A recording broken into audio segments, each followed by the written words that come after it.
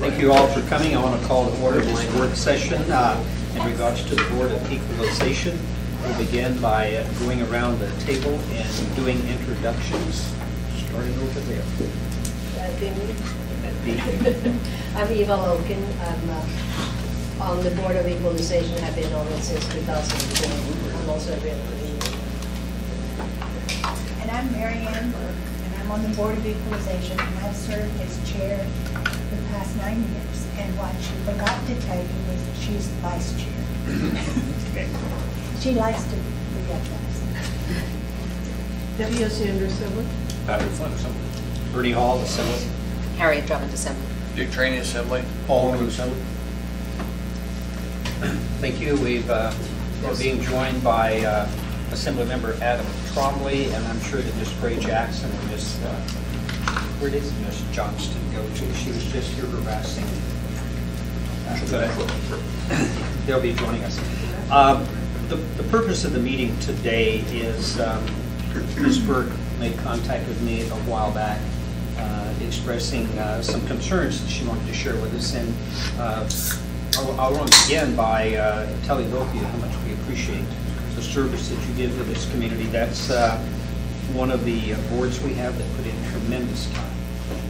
We know and appreciate that, and the reality of it is at some point prior to my being on this body, the body decided this takes too much time, we're going to give it to somebody else, so it was handed off to the Board of Equalization.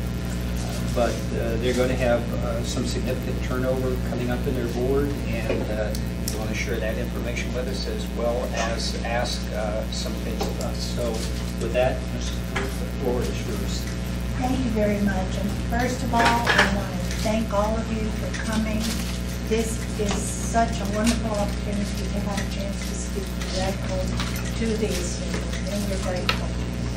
Actually, we're coming to you today to ask for help.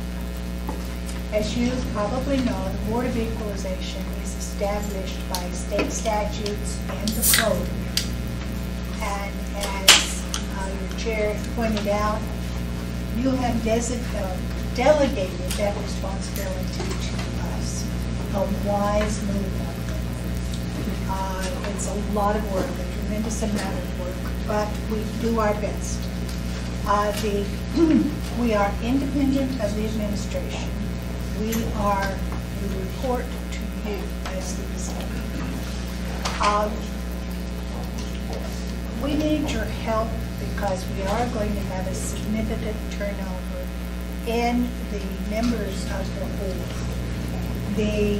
You can help us serve the community by helping us identify the right people. Now this may seem like an easy thing, but this is not an easy board to serve. First of all, it requires a tremendous amount of time. It requires at least 2 4-hour periods per week from mid-March to the end of June. We also have other training sessions, but those are usually at night, and we try to work them into everyone's schedule. Now, why do we do it this way? Because we're required, or the assessor is required, to have all of these heard, substantially heard by June 1st. When we were appointed, we were appointed in 03 to begin in 04. We were all brand new. We had no procedures, forms, we had nothing. We had the statutes and the code, and that was it. We received no assistance from anyone except the assessors. They had as much at stake as we did, because if we couldn't work, they weren't going to meet their statutory mandate. So we literally started working as we were developing policies and procedures. We learned very quickly the type of people that are the most adaptable to this sort of situations. The guidelines in the code for the qualifications to serve on this board of equalization, it says that you should have general business experience and experience with quasi-judicial hearings. That leaves a lot of wiggle room. What we have found is if we keep a mix on the board of certain professions, we are by far more effective, because not all of the problems that are presented to us and the issues that are presented to us fit into a nice, neat little box. So we have found that if we have a mix of attorneys, real estate people, a few engineers, finance people, and accountants, we cover the bases. Yes, we are all learning from each other. Board is made up of 15 people. A panel is 3 people. If an appellant wishes to appeal the valuation that the assessor's office has given, they have a certain time period to file an appeal, and then once that appeal is filed, the process with us starts. We need to be able to field at least 8 panels a week. That's why sometimes you're asked to do 2 panels, because we only have 15 people, which is 5 panels.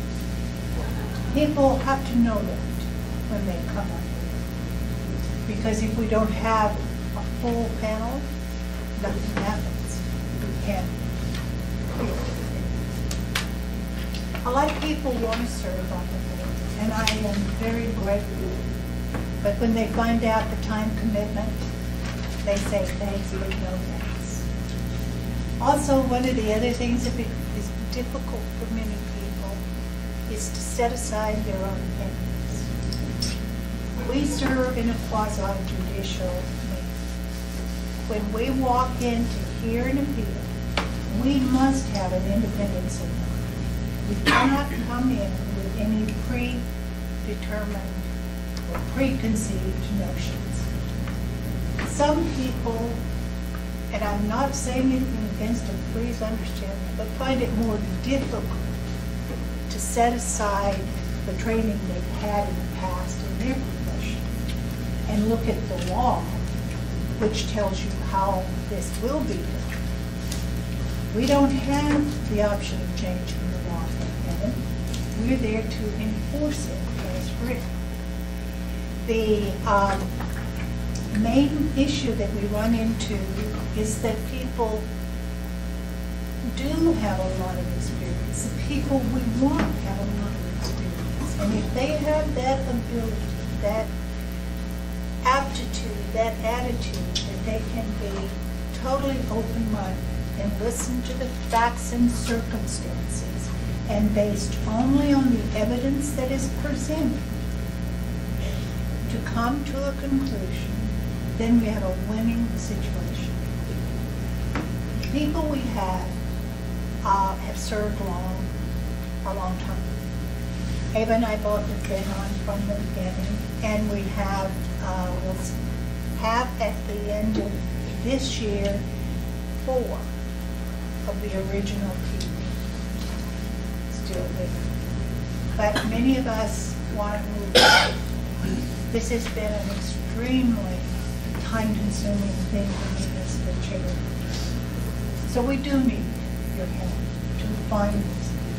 Now, the way this works is that there are only 4 grounds upon which an appeal can be filed, and you probably know this very well. First of all, there's prima facie evidence that the assessor's valuation is correct unless the appellant proves, on the basis of a written appeal and evidence submitted at the hearing, that it is, the valuation is either excessive, improper, I always have to, unequal, or believe it or not, too low. And if it is too low, we are to adjust it upward. You think that would never happen? It has. We've had people come in and bring us evidence that their assessed value is too low. I don't think it was their intent. That's the way it worked out. We actually did have one. Yes, we did have one. We intended to. Now, the appellant bears the burden of proof. All of us watch television and we've all seen these beautiful legal proceedings where everything is fair, or I should say unfair in some cases, with equal. That's not what we do. So again, that's something we have to sort of get out of our minds and move forward. Once we identify people, or with your help, you identify people, they need to submit a statement of their interest and their qualifications, like a curriculum vitae or a resume or whatever. That should be submitted to the municipal clerk's office, who will then immediately forward it to the chair of the assembly and to the chairs of the Board of Equalization. It's our responsibility to let them know what's expected, so no one walks in blind. We also ask them how they feel about their ability to be fair and impartial. Once we have vetted them, we forward the information to the chair of the assembly with our recommendations. It's entirely up to the full assembly to appoint people to this board. We have found we are a lot more fortunate if we vet them first and let them know what they want. So we want to keep them. Once they are appointed, we have staggered terms, so we'll have as many as 6 vacancies this year. That's a tremendous number for us. Once they have been appointed, we'll start training as soon as we can. We do a lot of training for these people.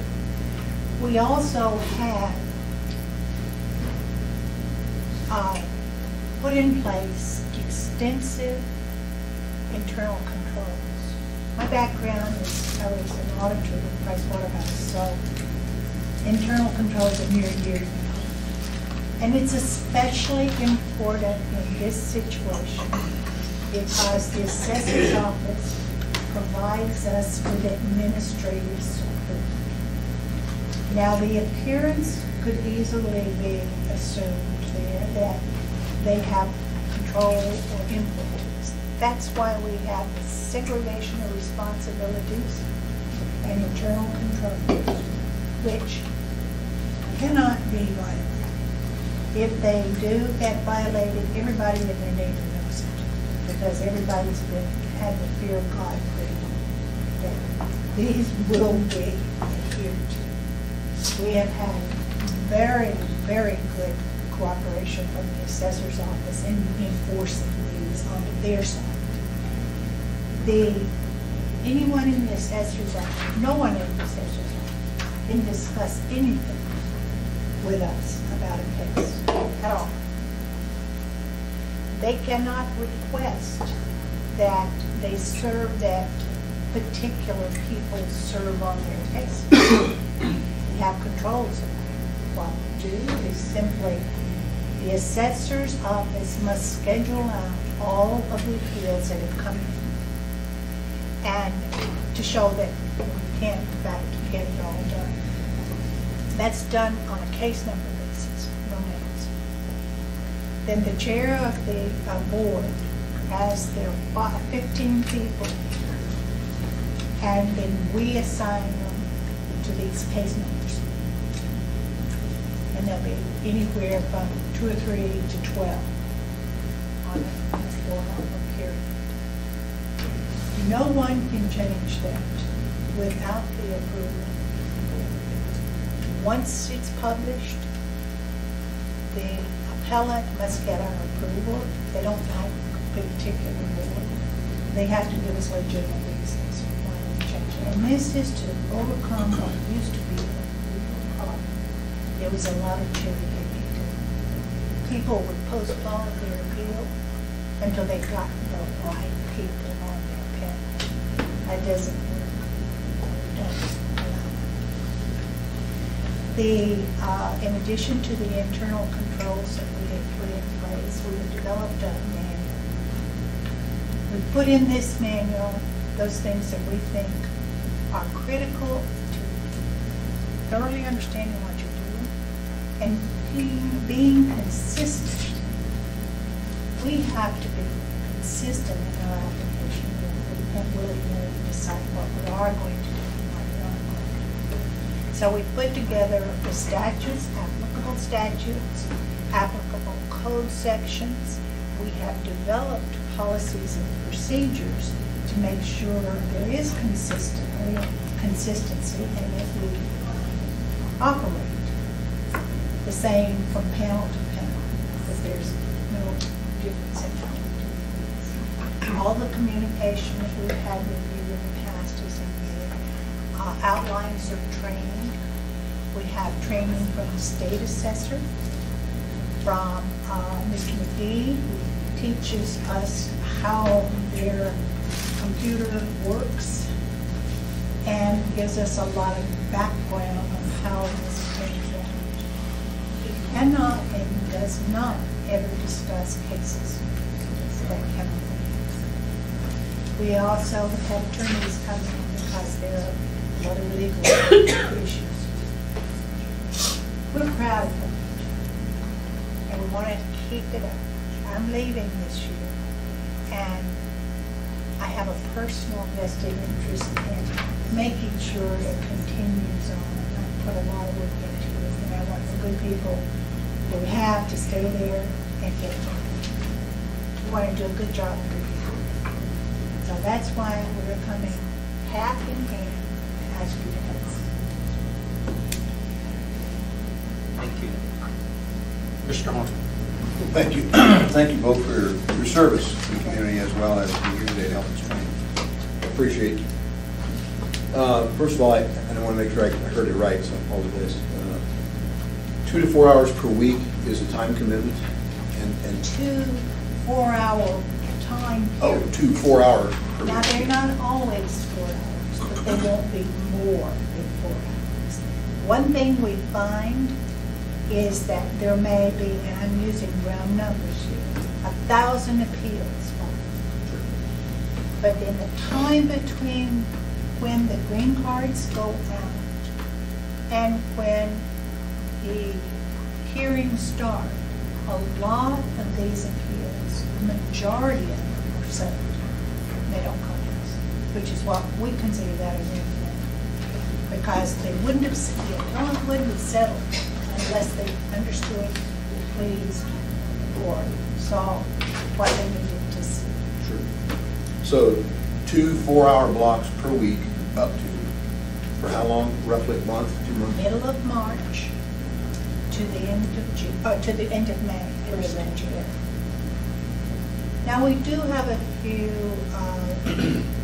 personal property cases that sporadically will come, but that doesn't require the whole panel by any means.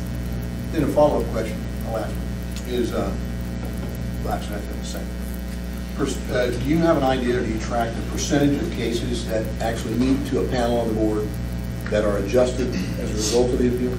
Yes, we do. In fact, next Tuesday, I'll be presenting that report to you, which is required by the code.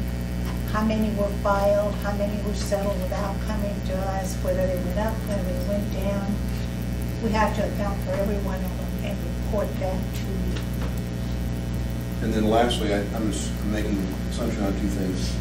Do you have any recommendations on our, for instance, our computer system? I know there's been much discussion about the dated machinery and the programs that we're using.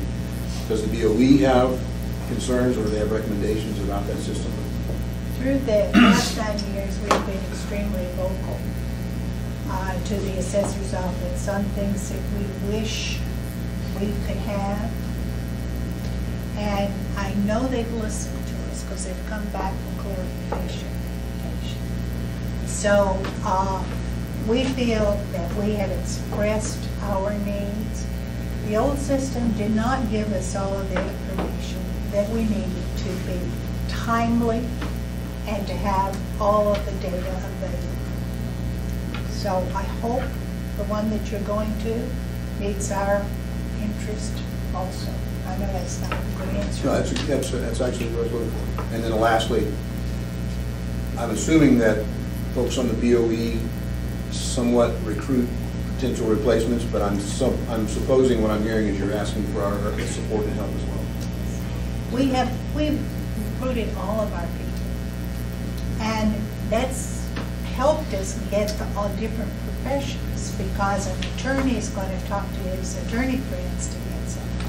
But because we're going to be down to only 4 people with long-term experience, we have 6 people that will have less than a year's experience. I think that's right, counting the new people coming on. Actually, there will be, if we have to have 6 new ones, we have 3 that have less than a year.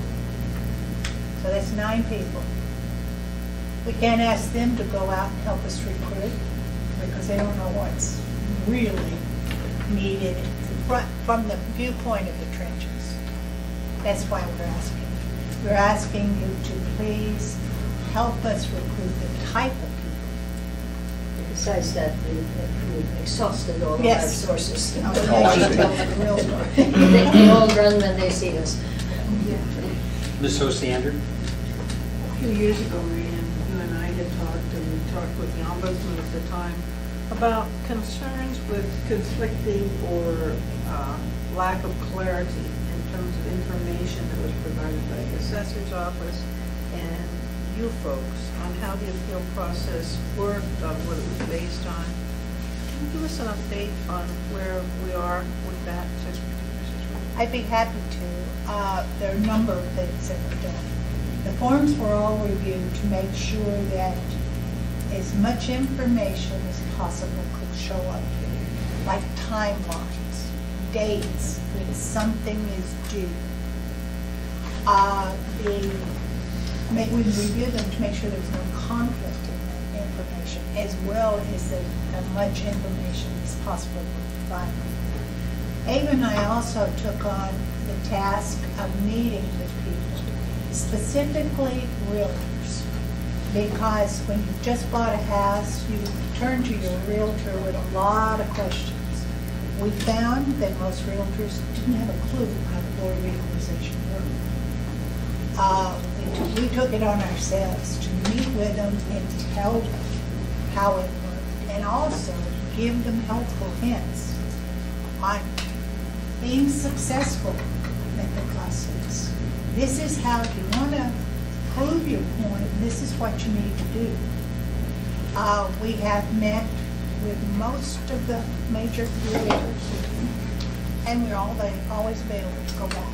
We'll meet with anybody and they'll listen to us, because we believe that it's critical that citizens have a full understanding of how this works.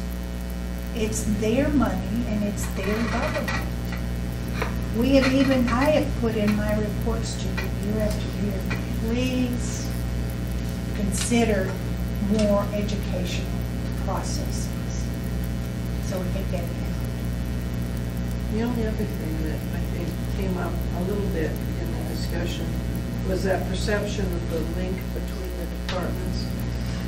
And I had talked with Ms. Grinstein at one point about the potential of assembly staffing the board to help break that perception.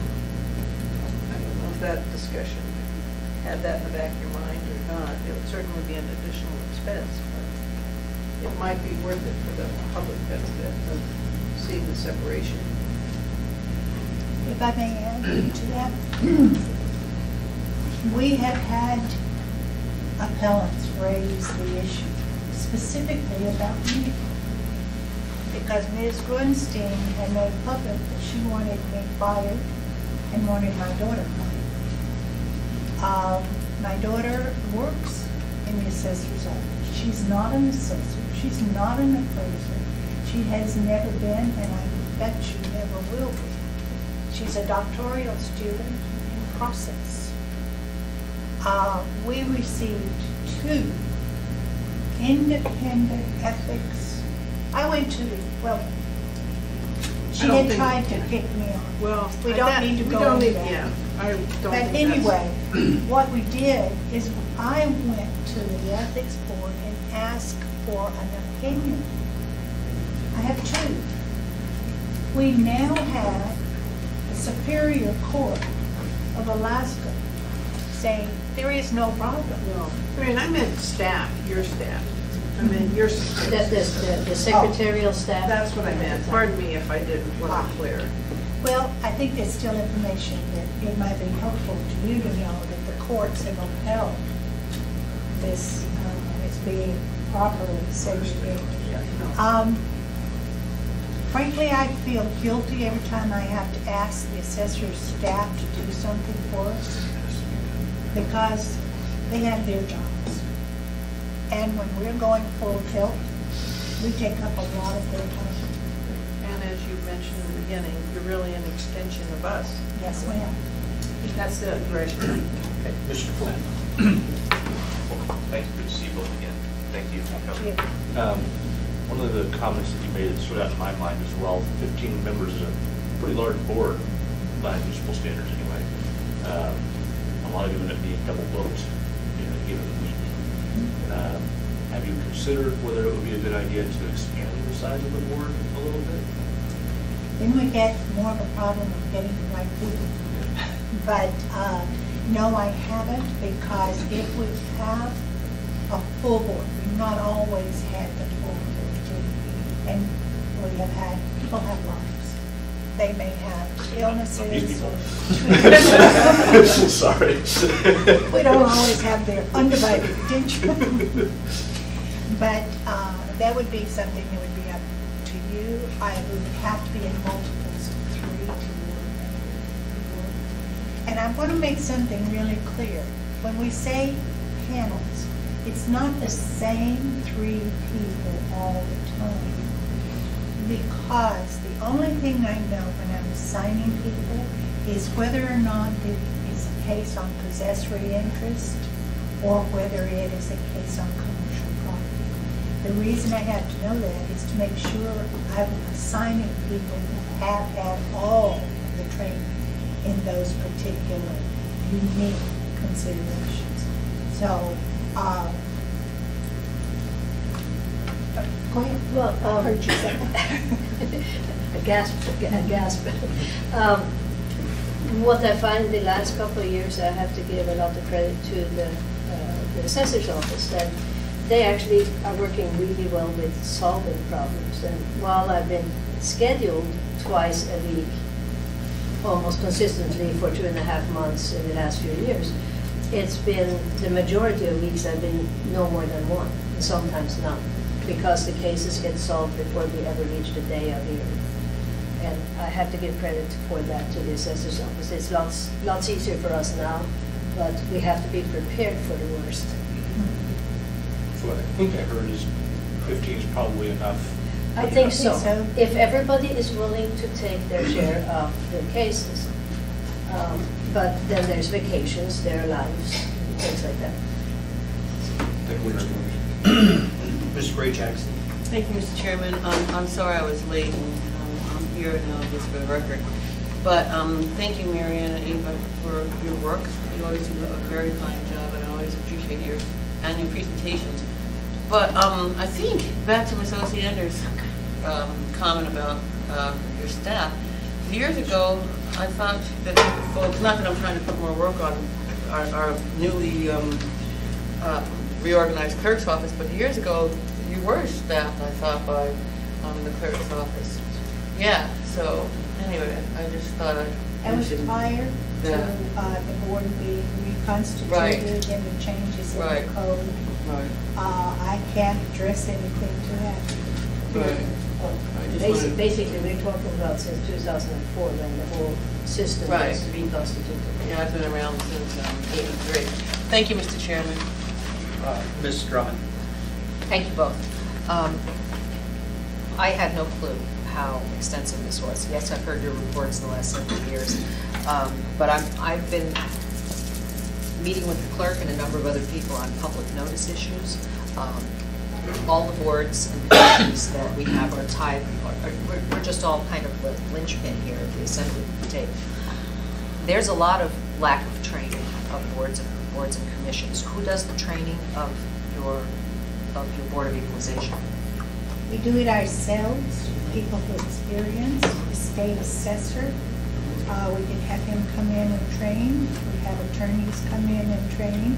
We have the assessor come in and train on the mechanics of how things work.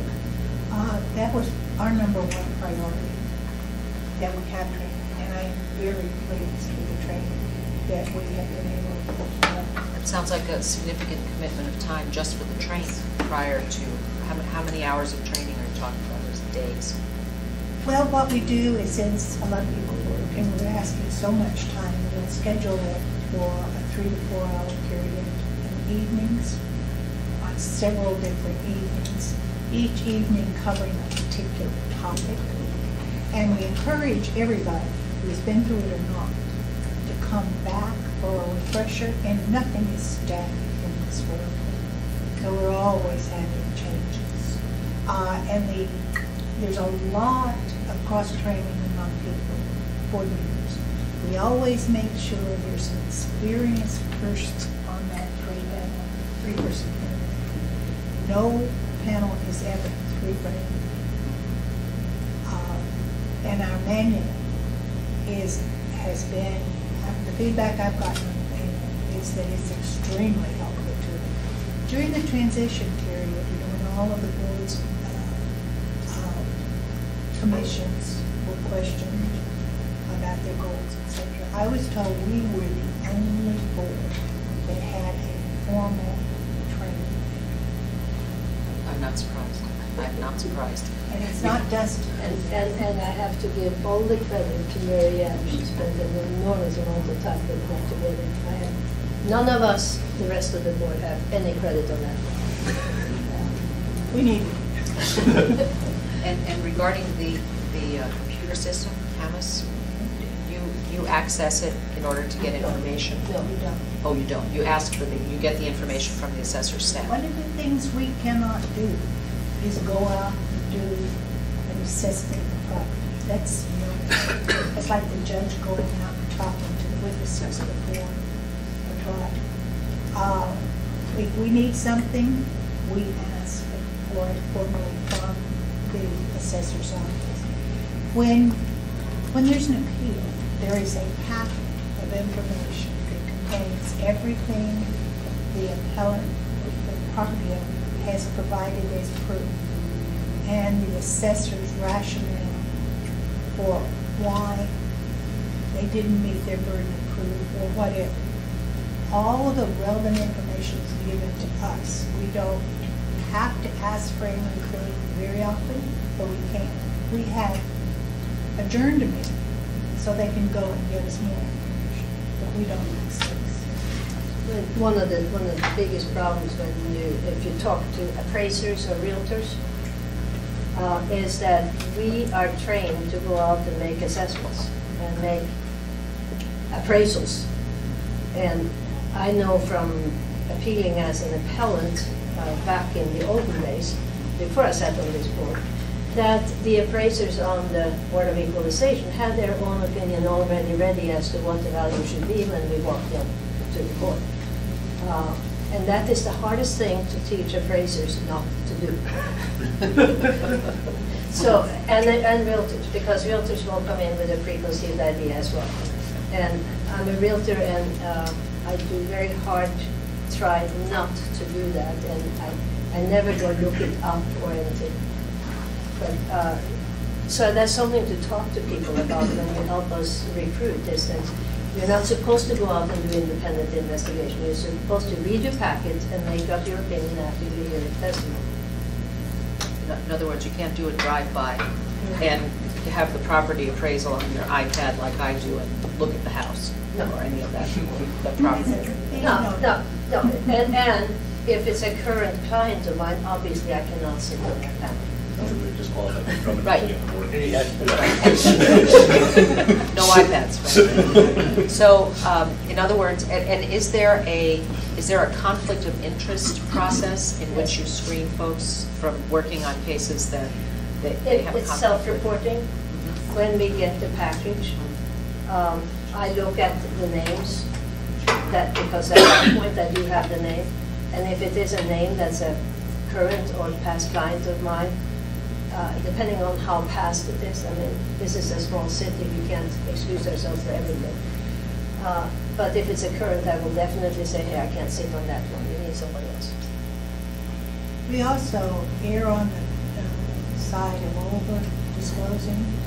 We disclose things that we know is not a conflict for no one else. But just in case someone, if I have disclosed the fact that I worked with an appellant 15 years ago, that Did that work in their favor or against? Not necessarily. It depends on the clients. Any other questions? If not, a couple of pieces of information that I would. If I could address a couple things that have been brought up real briefly. Sure. I understand it's their work session and your work session, but in terms of the mechanics of how the system works and why we did what we did, I was the original engineer of the thing, and I took an engineering approach in terms of how we set the system up. So one of the questions you asked is about the relationship with the clerk's office.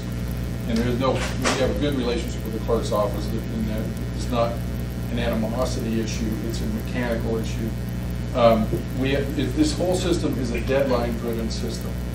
And we were sued in 2003. We got a decision from the Superior Court, which really drove the whole evolution of the major changes we made. And the major point of that suit was that all of the current appeals have to be resolved by June 1st, which sets our first deadline. It says that this system can't work like the court system works, and it can't work like most of our boards and commissions work, where a decision can be put off in terms of administrative process and the motion practice and hearings and so forth like that. It's got to be resolved in a very short time frame. And we designed the system to have the capacity to handle 5,000 appeals. We were operating at that time with an average of 3,000 appeals a year, historically. It was taking us about 2 years to resolve a current year's appeals. That was the broken part of the process. So one of the major components was a relationship with the clerks in getting a filed appeal to the staff, prepared for a hearing, and into the hearing process. And that's why we developed the process where we didn't use the municipal clerk's office, had the appeals filed directly with my office, with my clerical staff, and then had them immediately transfer them to the appraisers and schedule them for hearing and move the process forward. So you can see the mechanical part there. It isn't any kind of animosity. We worked really hard with the board developing this manual and our processes so that there isn't any conflict. It isn't, there's no influence from the assessor as to how things are handled clerically. They're mechanical. Anything that my clerical staff has to interact with the board, or the board members have to interact with my clerical staff, I'm not in the middle of that. Nobody in my administration is in the middle of that. So they have people assigned to them to do the work. The other part is, in this whole process, is it's very time consuming, handles a lot of paper, a lot of documents and evidence in a short period of time. So keeping that in-house close control helps in terms of doing that. And that is one of the major things we're looking for in a new computer system. You ask about that. It isn't just the estimation of value and all of that stuff, which is important to us in the new computer system. It's this clerical function of handling these cases and having the capacity to handle a lot of these documents electronically, distribute them, provide notice, provide due process correctly, real streamlined, real fast, with the minimum amount of labor hours expended to get the job done, and a record. And that's one of the most important things, the record of all the evidence, all of the interactions, and so forth, so that it's documented, it's internal, It happens fast. And so it's been a major problem for the board members and my staff is this exchange of documents, getting ready. This is a mill that moves these things through very quickly from the time an appeal's filed to when a hearing occurs. And we need new tools in order to make that work right. So that's one of the things we're seeing. So those points were brought up in the discussion, and I thought you didn't have the whole piece of information. That's why I thought. Thank you. Mr. Chair. That reminded me, there's one thing in the code, and I can't remember the section, but it talks about the panels. And it says there's panels, and there's 5 panels. It indicates that there will be 5 permanent panels, like we'll set 3 people and you are this panel. That's not how they work, so that code section maybe just need to be looked at, to revise, to say that panels will be 3 people sitting as a panel, not 5 panels of 3. That's something that occurred out of evolution and working with the board. They didn't really want it. Originally, remember, I took this engineering approach, so I just wanted to have commitment that every Tuesday these 3 people would be there and I can file cases into them and, you know, machine will work. And we ran into this issue of the board wanting to have more control over who exactly sits. And of course, I don't want to have any control over who sits to hear a case. I don't want any prejudice. We have a really good track record in our appeals going up to a higher court, being reviewed, and very few of them have come back and said there's a process problem. Well, virtually none. The ones that have come back with corrections are legal issues or factual issues, predominant. Ms. Johnston. No, I hear it. Oh, Harriet. Ms. Drummond. Yeah, I was just wondering where you are in the process of the new system, the new computer system.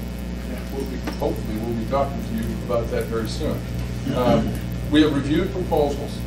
We have made a selection.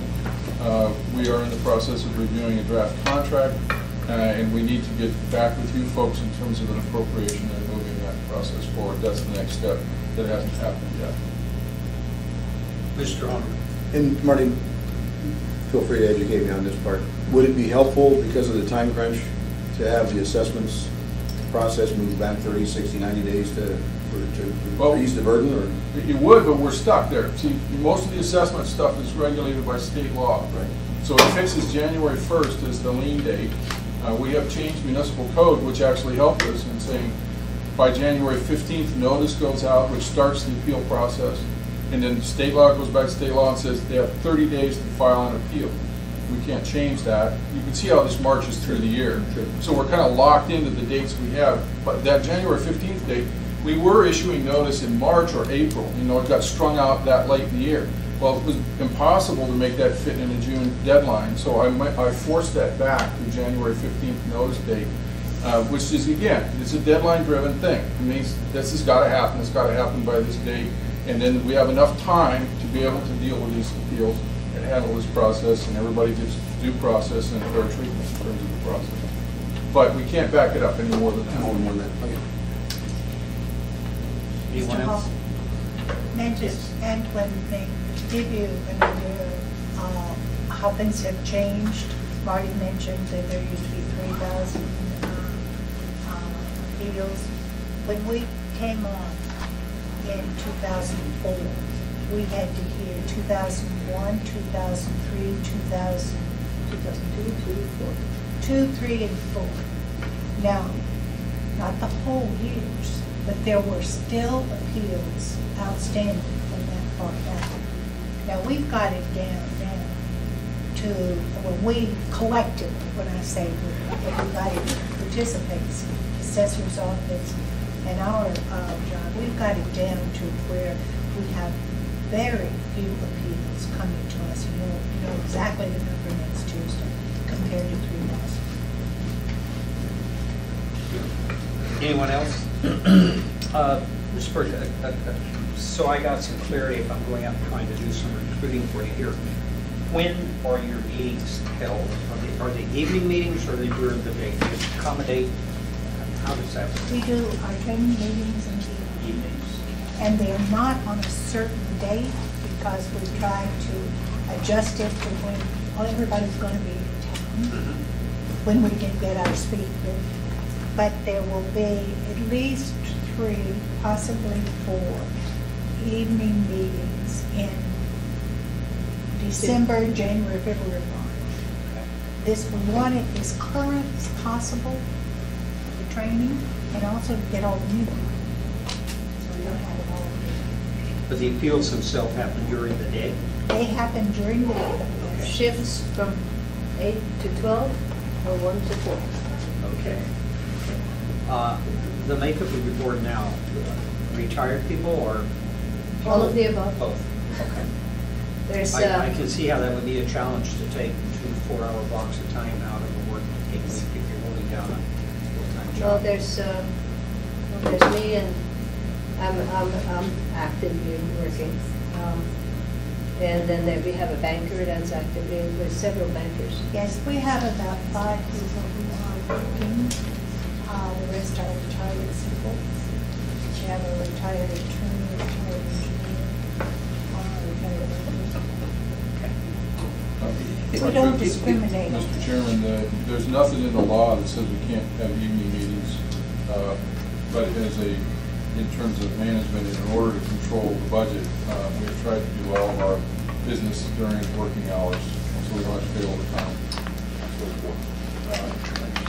And I'm sure people that are making appeals would probably prefer it during the day rather than in the evenings. I have very few complaints, some, but very few that we're not doing it in evenings or after hours. Anyone else? That begs the question, is there a possibility for both to meet the panel and perhaps some of the appellants? If we offered, I mean, for instance, traffic court is typically during the day, but there are 1 or 2 nights a week that they hold evening court for about 3 or 4 hours long. For those that work during the day, and they have a magistrate that hears, so really they only administer clerical support was the issue of the pay. And then, of course, they need a bailiff for security. So, Right. is that an option? There's nothing saying it couldn't do it. No legal impediment to doing that. The first year, we did have to have morning, afternoon, and evening. You were burning out your people in a hurry. I'm just thinking accommodate for daytime workers who couldn't eat in the evening. Yeah, and that's On the true, but so the ideal is to find people that are unemployed like I am, but I'm a realtor. So I have my own schedule. I can set it. Bankers can set it. Some other people in other industries can set their own schedule. And you set the time aside and say, sorry, that's when I'm occupied that week. No, if I may, Mr. Chairman, Yes. something that sort of hasn't been explicitly said, the problem we've had with some board members that have been invited in or volunteered, and they did not understand the commitment. So they said, gee, I'm just not available during the day or during the times in the springtime, during these months when you have to have the meeting. That was after they were appointed to the board. Or they changed because of some lifestyle change. They came back and said to me, you know, I'm available any evening you want to have a meeting in June or July, but otherwise I can't come, which of course worked. So that's part of what they're trying to accomplish with this vetting process is completely inform people about what it is they're signing up for and how to do it. Well, again, let me thank both of you, particularly you, Mr. Burt, for the 9 years that you've already given. I think we have a grasp of what you've given to this community. So on behalf of the community as well as the Assembly, you don't know how much we appreciate you. And particularly the fact that we're not having to do that job. Here, here. Thank With you. that, thank you.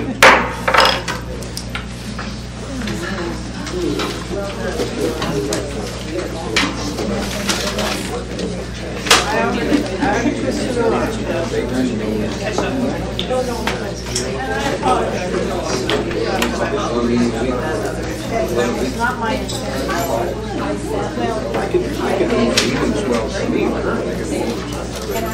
If I were working daytime, I could eat. Could take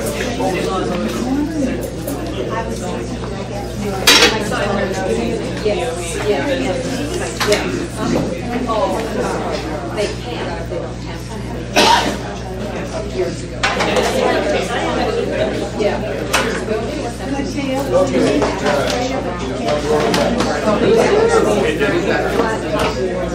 comments? It's actually free. We were talking about it. It's actually free. But I'm looking for a proper term.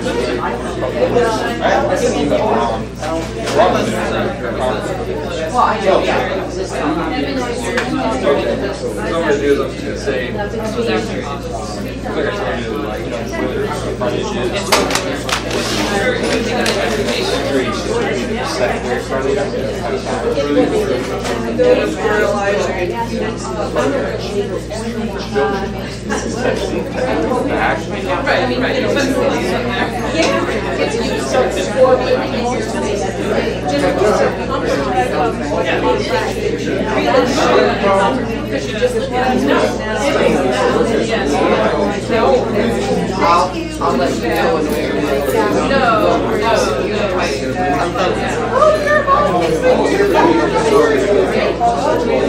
Yeah, I think so. I just think it's a proper term.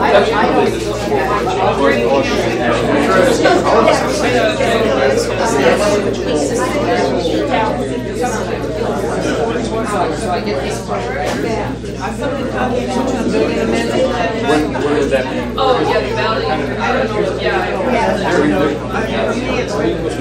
In my way, So, yeah.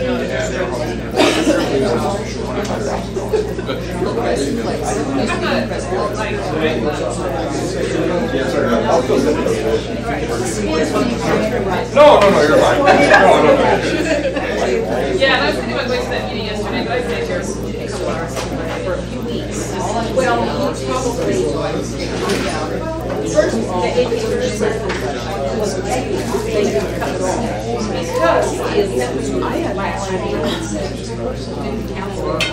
access, but now it's going to get even though you'll see a difference in I didn't realize it was that and the data was made really but now I'm happy now because I can now go straight tomorrow. Because I'll ran our time. Now they're not in the agenda where this is time. Yeah. But when it came to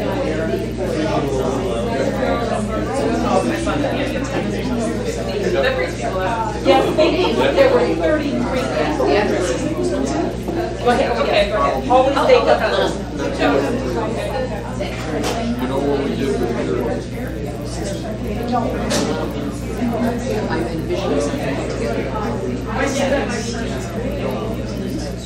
but they do want the new system. I think the main thing is they just got some other problems. it's kind of expensive. I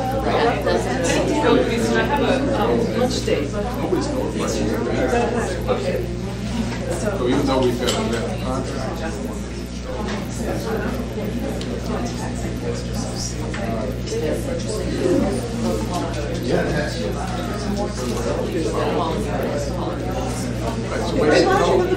That's good. You know what? We can just How long is it? A couple of years.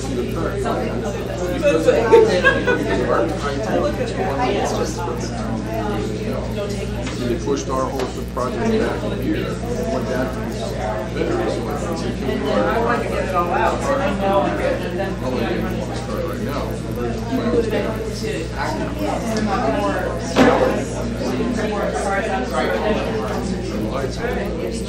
I like read I have. Yeah, I looked at it. I was working on it. And the yes. Oh, you are. However, I don't know. provides for reminders. Oh, but potato chips.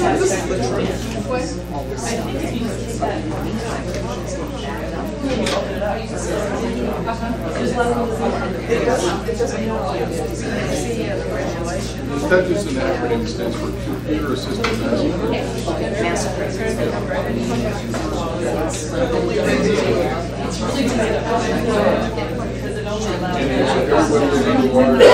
The other project work.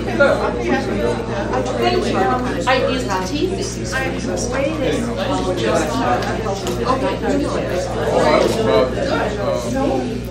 I like that.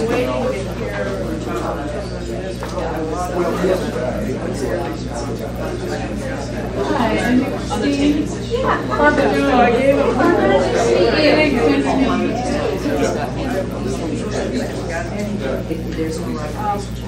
However, Well, I think it's the kind of equipment problem. It's just one person, they have a fried transformer there. It's not just a line.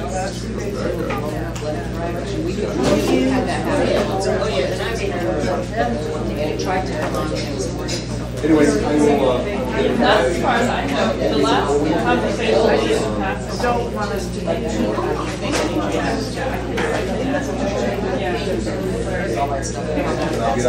But I really maybe for this time being. Then it got really hard to build it, right? Why something, some of the computers were down and others were up. I don't think people had access to them. So like the servers must have gone out. Open it up to email. No, you don't want to I do. We just fostered the scheme because of XYZ. Yes, I'm still optimistic.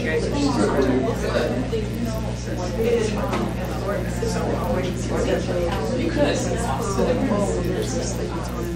No matter what you do.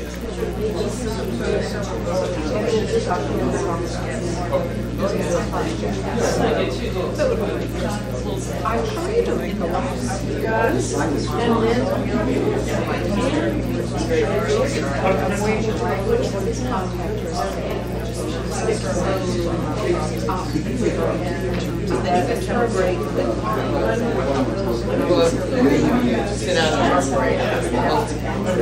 second look back. And you know that it's 16 cents or more. You can play it in my hand.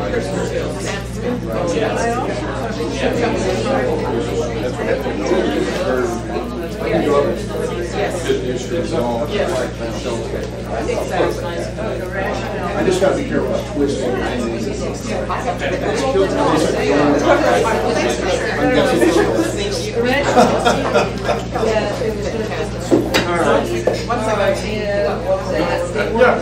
Change your name and best everybody. Certainly did.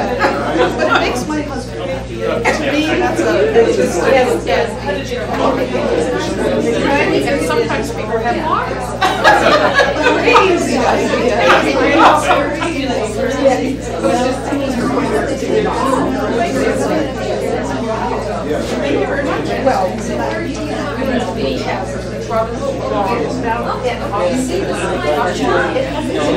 Not you to take people out of the doctor.